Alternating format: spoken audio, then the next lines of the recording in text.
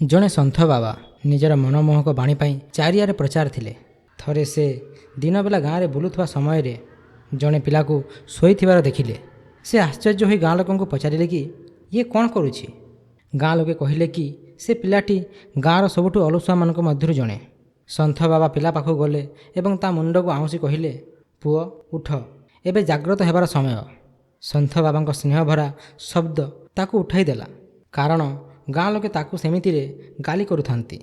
ତାପରେ ବାବା ପଚାରିଲେ, ପୁଅ ତୁମେ କାହିଁକି କିଛି କରୁନାହଁ? ପିଲାଟି କହିଲା, ମୁଁ କୌଣସି କାମକୁ ନୁହେଁ। ସନ୍ଥ କହିଲେ, ମଣିଷ ଯାହା ନିଜ ମୁହଁରୁ କହିଥାଏ ତାହା ତା ପାଇଁ ସତ୍ୟ ପ୍ରମାଣିତ ହୋଇଥାଏ।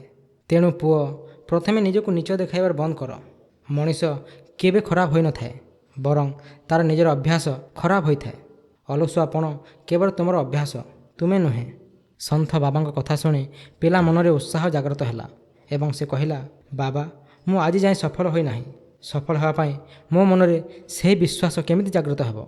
ବାବା କହିଲେ, ପୁଅ ଯେବେ ମଧ୍ୟ ଚିନ୍ତାରେ ପଡ଼ିଥିବ, ଅତୀତରୁ ନ ଭାବି ଭବିଷ୍ୟତରୁ ଭାବିବାର ଆରମ୍ଭ କରିବ କି ତୁମେ ସଫଳ ହୋଇସାରିଛ, ନିଜର ଲକ୍ଷ୍ୟ ପାଇସାରିଛ ଏବଂ ଏହି ଲକ୍ଷ୍ୟକୁ ପାଇବା ପାଇଁ ଯାହା ସବୁ ଦରକାର ପଡ଼ୁଛି ସେସବୁ କର। ଆଗକୁ ବଢ଼ିବା ପାଇଁ ଯାହା ଦରକାର ହେବ ସେସବୁ ତୁମେ ପାଇଯିବ।